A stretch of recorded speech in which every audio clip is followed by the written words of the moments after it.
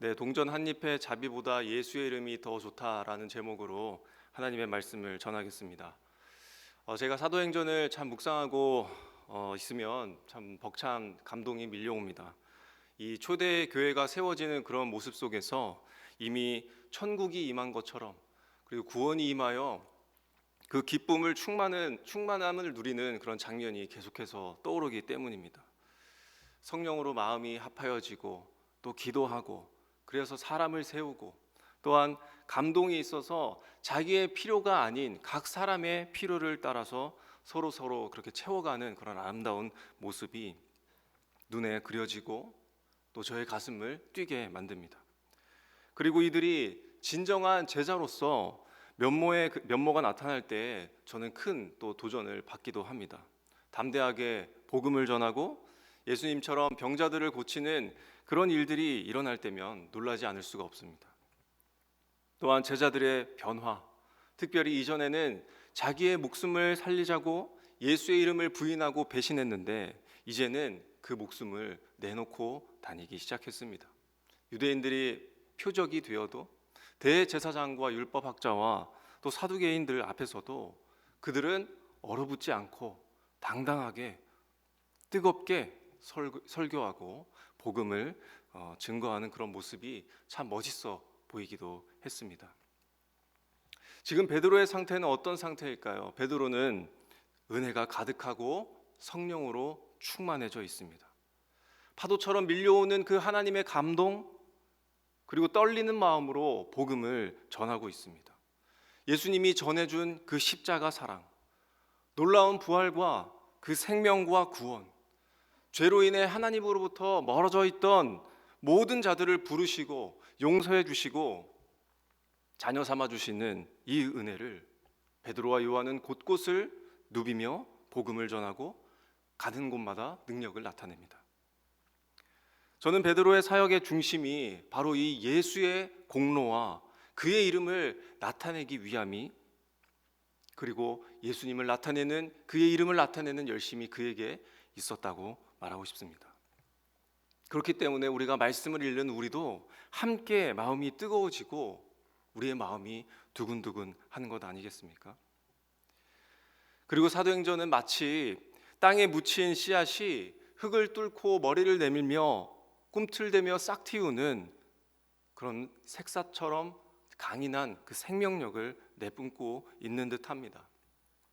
그러면서 동시에 저도 성도님들도 이 성령의 그 충만함으로 마음이 꿈틀대고 복음으로 활력이 넘쳤으면 좋겠다라는 그런 생각을 갖게 됩니다.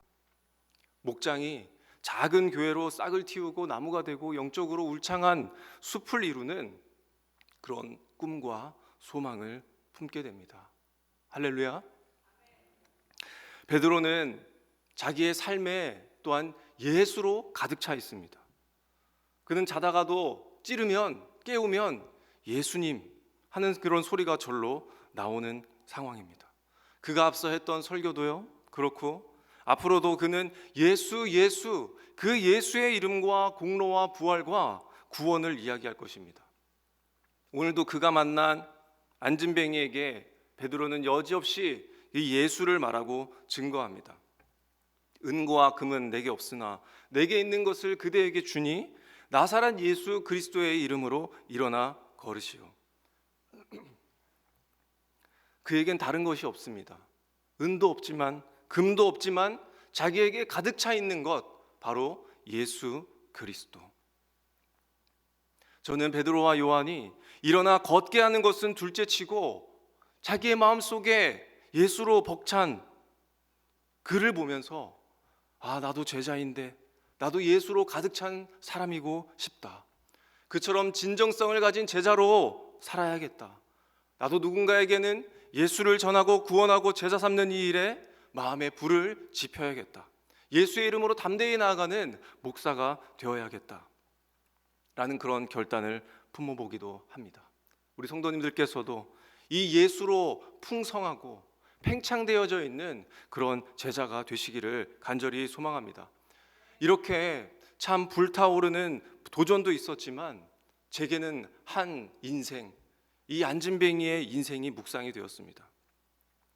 초대교회 시기에 생명이 꿈틀거리고 있는 반면에 길거리에 나 앉아 있는, 구걸하고 있는 인생, 태어나서 한 번 걸어본 적 없는 그런 억울한 인생을 보게 되었습니다. 예수의 이름으로 가득 찬 베드로와 요한이 이제 곧 이 안진뱅이의 삶을 마주합니다. 생명의 이름이 되신 그 예수의 이름이 그에게 흘러가고 있는 것입니다. 그리고 얼마 되지 않아서 그의 인생이 완전히 변화됩니다. 일어나서 기뻐 뛰어다니며 찬양하며 거리를 활보합니다. 오늘 이 인생의 삶의 변화와 과정 속에서 하나님께서 우리에게 주시는 그 은혜가 무엇인지 말씀을 통해서 함께 살펴보기를 원합니다. 성도님들, 태어나서 한 번을 걷지 못한 안진뱅이에게 소원이 있다면 그 소원은 무엇이겠습니까? 무엇일까요? 가만히 앉아서 떼돈을 버는 걸까요? 아니면 그 지역의 왕초가 되는 것이 소원일까요? 당연히 일어나서 길거리를 활보하며 누비는 것 아니겠습니까? 그런데 그의 나이가 이제 40입니다. 40년 동안 앉아 지낸 그의 상태와 그의 심리는 어떻겠습니까? 저는 그의 인생 40년을 10년으로 쪼개어 봐서 그의 인생을 한번 생각해 봤습니다. 화면을 보시게 되면 10살에서부터 태어나면서부터 10살까지는 어땠을 것 같습니까? 희망과 기대가 많았을 것입니다. 그에게는 일어날 수 있다라고 하는 확실한 목표가 있었겠죠. 친구들이 마당에서 뛰어놀고 있는 그런 모습을 보면서 부러워는 하지만 아직은 낙관적이고 긍정적이고 자기가 일어날 수 있을 거라고 하는 강한 기대가 있었을 것입니다. 소망이 이루어질 것이라는 그 믿음이 아주 컸을 것입니다. 10살에서부터 20살 시기에는 어땠을까요? 좌절하는 마음과 자기를 다시 재평가하는 시간을 맞이했을 것입니다. 그가 이제는 정말 현실을 직시하기 시작한 것이죠. 그리고 그는 곧 사춘기를 맞이합니다. 괜히 짜증나고 건들면 터지는 그 시기를 지나 곧 자신에 대한 의문을 갖고 자아를 되돌아보게 될 것입니다. 내가 왜 안진뱅이가 되었을까? 내가 뭐를 잘못했을까? 나는 왜 일어나지 못하는 것일까? 그 실패의 원인을 부모와 외부에게 돌리거나 혹시 내가 놓친 부분이 있는 것은 아닌지, 잘못한 점은 없었는지 찾으려도 하고 포기하기도 했을 겁니다. 20살에서 30살까지는 어땠을까요? 자기에게 대한 방어 기제와 변화에 대해서 생각을 하게 됩니다. 내 바람이 너무나도 무모한 것일 수도 있겠다.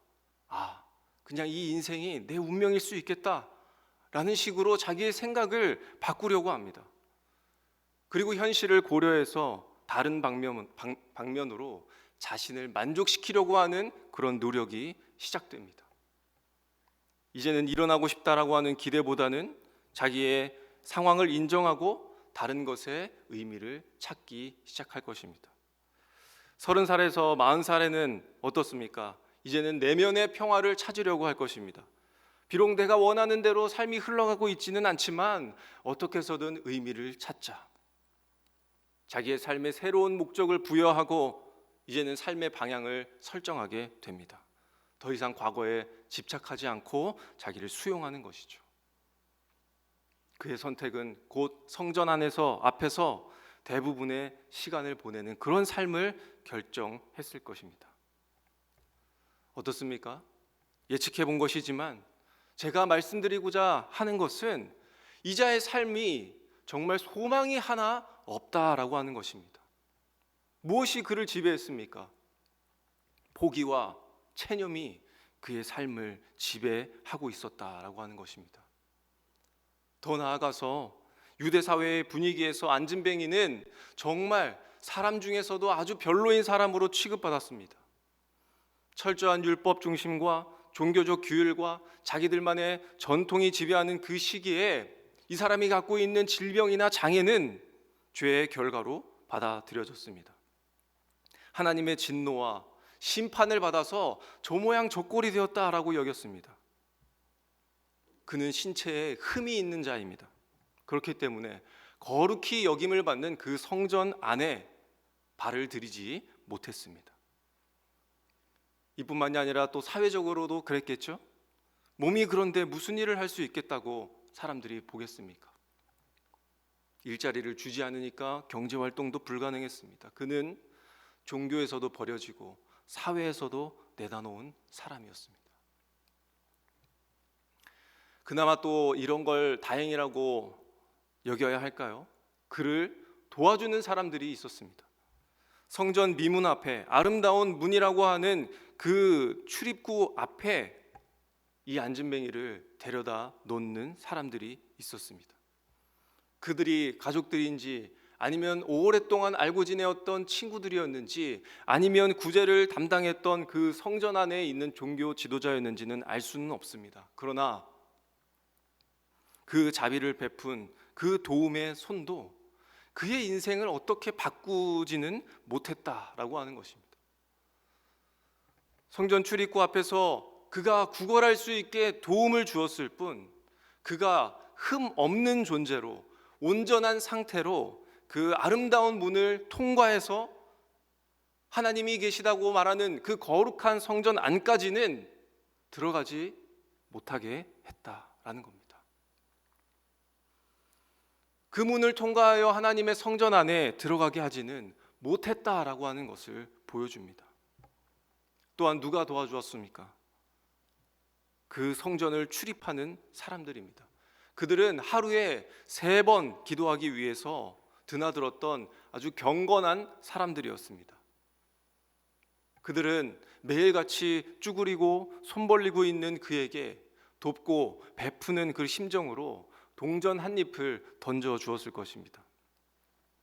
그러나 이 경건한 사람들의 자비의 마음도 어떻습니까? 이 안진뱅이의 앞에 놓여진 그 깡통을 치우게 하거나 그가 다시 평범한 인생을 살아가게 할 수는 없었다라고 하는 것입니다. 마지막으로 베드로와 요한입니다. 그가 안진뱅이의 삶에 들어왔습니다. 도와주었습니다. 어떻게 도와주었습니까? 지금 예수로 팽창되어진 그 베드로가 그의 오른손을 붙잡았습니다.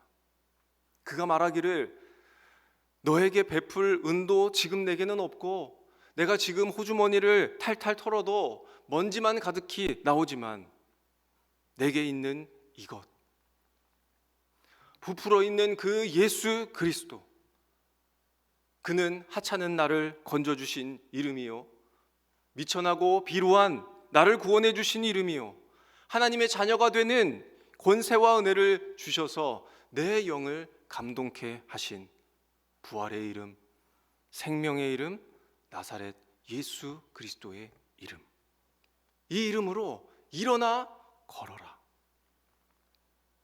예수의 이름이 그에게 베풀어졌습니다. 그리고 우리가 성경에서 읽은 대로 그의 발과 발목에 힘을 얻고는 벌떡 일어났습니다. 이 벌떡이라고 하는 말을 직역해 보니까 공중으로 도약했다라는 말이 되었습니다. 점프했다, 뛰었다라고 하는 것이죠. 성도님들 혹시 송아지가 태어나는 거 보신 적 있으십니까? 저는 한번 본 적이 있는데요.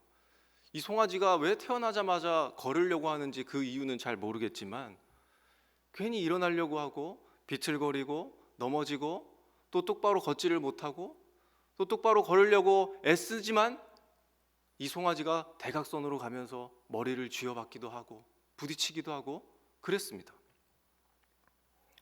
안진뱅이 역시 마찬가지입니다. 그는 이 송아지처럼 태어나면서 걸음마조차 한번 한 적 없는 그런 사람이었습니다. 그의 근육은 오래 사용하지 못하여서 위축되었을 것이고 그의 뇌와 척수와 신경과 그 연결에 된 상태가 굉장히 비정상적이었을 것입니다. 그런데 회복되었다 하더라도 이렇게 송아지처럼 수십 번의 훈련과 반복적인 학습이 있어야 일어나 걸어가는 것이 가능한 일인데 이런 것이 전혀 없이 단번에 그가 뛰어 올랐다라고 하는 것입니다. 우리가 이 순간을 보면서 단순히 그에게 기적이 일어나서 저렇게 뛰어 찬양하는 그런 존재가 되었다라고 말하고 넘어갈 수는 없을 것입니다. 어떤 의미가 있겠습니까? 이것은 바로 신체 회복을 넘은 완전한 변화를 우리에게 보여주고 있는 것입니다. 새 창조를 이루시고 인간의 한계를 초월한 그 기적을 통해서 지금 이 복음이 가지고 있는, 베드로가 품고 있는 그 예수의 이름이 보여주고 있는 그 근본적인 생명력을 안진뱅이와 오늘 이 말씀을 우리가 보게 되는 우리에게 보여주고 있는 것이죠. 그의 새로운 삶은 인간의 힘이나 노력이나 학습이 아니라 하나님이 주시는 은혜의 선물인 것을 보여주고 있는 사건이 바로 오늘 이 안진뱅이가 일어난 사건입니다. 저는 안진뱅이가 이 사실을 충만히 느꼈을 것이라고 생각합니다. 몸이 나았다라고 하는 그 차원을 넘어서 새로운 피조물이 되었다라고 하는 사실. 좀 더 단순하게 표현해 보자면 오늘 설교의 제목처럼 동전 한 잎의 자비보다 예수의 이름이 더 좋다라는 것을 그가 온몸으로 뛰면서 찬양하면서 표현한 것 아니겠습니까? 더 나아가서 이 사건이 말하고 있는 진실은 무엇일까요? 이 의미가 어디에 있을까요? 이 사건은 한 사람을 구원한 그 이야기에 머물지 않는다라고 하는 것입니다.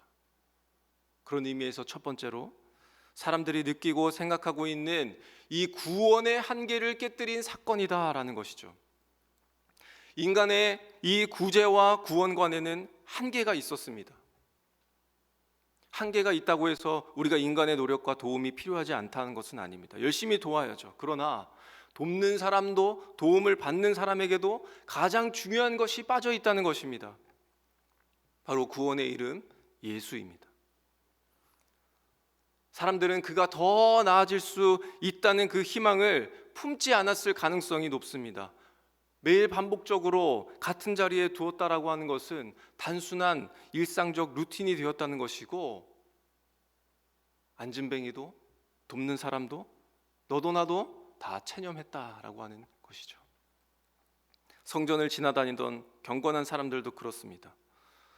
그를 단순히 구걸하는 자로 인정했을 뿐, 인식했을 뿐, 구원을 받을 수 있는 그런 존재로 보지 않았다라고 하는 것이죠.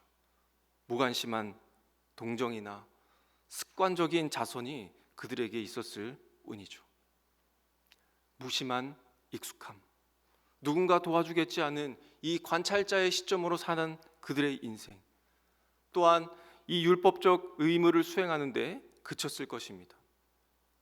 외적인 경건과 내면의 무관심, 그들의 몸은 성전에 가까이 있으나 하나님과는 멀어진 이 마음을 보여주고 있는 것입니다. 그래서 이 사건은 변화될 수 없는 그 현실을 깨뜨린 사건입니다. 일어설 수 없다라고 하는 인간적 생각과 일어나게 하시는 하나님의 역사가 충돌한 사건입니다. 인간의 수고와 종교적 열심만으로는 경험할 수 없었던 그 하나님의 실제를 이 예수의 이름을 통해서 체험한 것이죠. 불가능이 가능으로 변화되고 예수의 이름만이 그 해답인 것을 모두가 느낀 사건. 구원의 의미가 모두에게 확장되어진 사건이었습니다. 두 번째는 무엇이겠습니까? 은이 결코 주저앉은 인생을 일으켜 세울 수 없고 금을 가지고서는 가장 필요한 것을 이루어낼 수 없다라고 하는 것입니다. 안진뱅이는 지나가는 베드로와 요한에게 조금 돈이나 얻을 수 있을까 생각하여서 빤히 쳐다보았습니다. 그러나 베드로와 요한은 이러한 그의 기대를 깨고 새로운 것을 제시하고 있습니다. 은과 금은 내게 없다.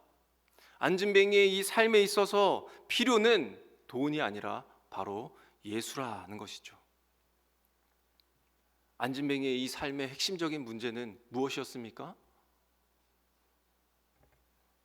동전 한 잎이 아닙니다. 걷지 못하는 것이 그의 인생의 문제였습니다.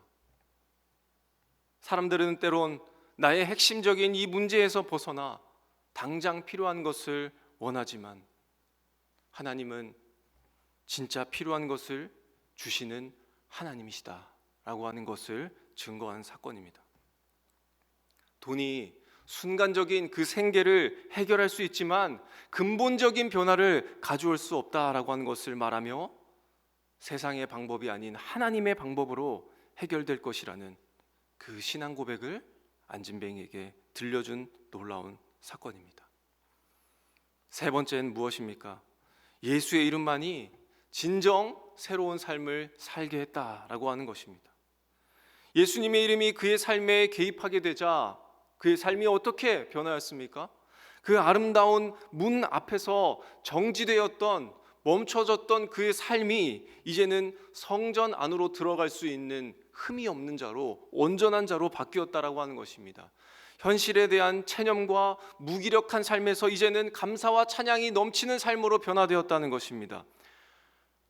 이전에는 구제를 갈망하여서 사람에게 뻗었던 그 손이 이제는 주를 향해 손을 뻗으며 찬양하는 삶으로 바뀌었다는 것입니다. 안진뱅이는 늘 어떻게 하루를 잘 버틸 것인가라고 하는 그 질문에 갇혀 지내왔었는데, 이런 것도 자기의 삶의 목적이라고, 그 의미가 있다고 버티며 생각하면서 살아왔는데, 이제 그가 더 이상 생존을 위해서 사는 것이 아니라 생명이신 그 주의 은혜를 증거하며 찬양하는 삶을 살게 되었다라고 하는 것이죠.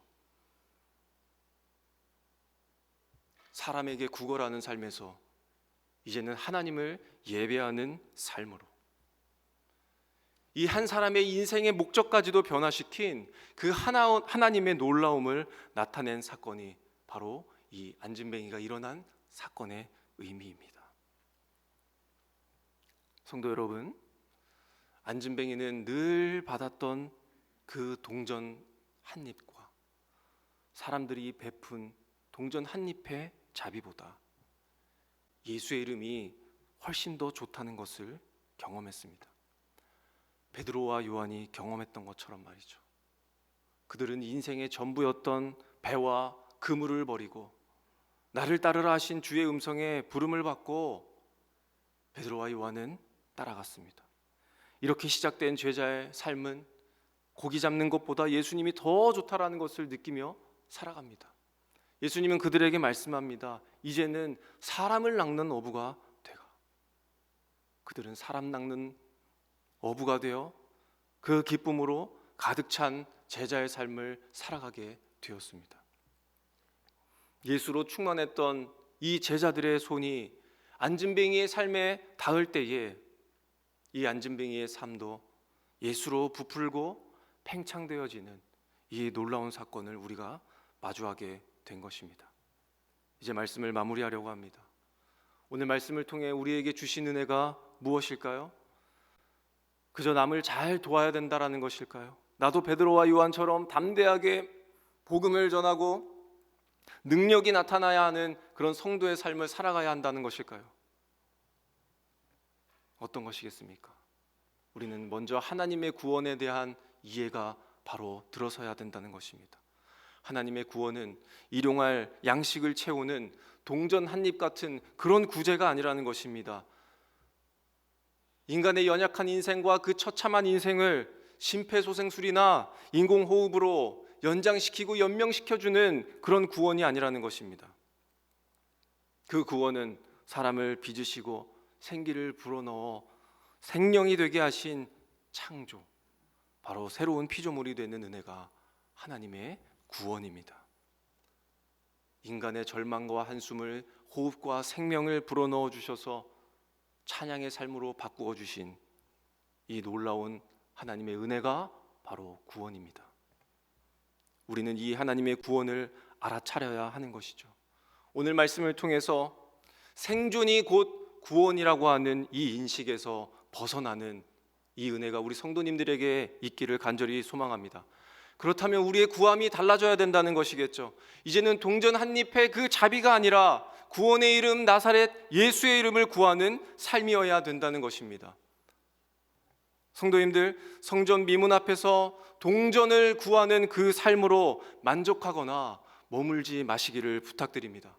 나를 부르시고 일으켜 하나님 안에 머물도록 하시는 그 예수 그리스도의 이름을 구하시는 우리 성도님들의 삶이 되시기를 바랍니다.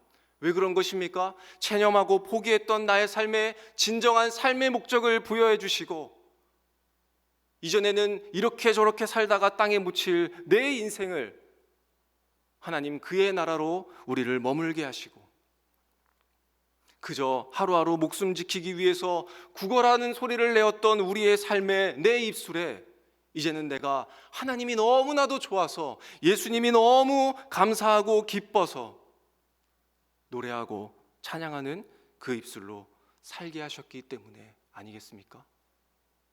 이 사실을 꼭 기억하시길 바랍니다.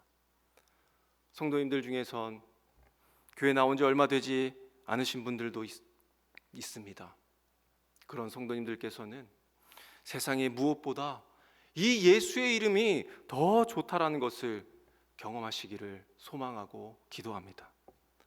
또한 오래도록 믿음으로 살아내시는 우리 성도님들에게는 이 예수의 이름으로 말미암아 받은 그 구원의 감격을 풍성히 누리시고, 베드로와 요한처럼 내 안에 팽창해 계시는 그 예수님의 이름이 다른 이에게, VIP와 내 가족과 사회 구성원들에게 전도되어지는 그런 삶이 되시기를 간절히 소망합니다.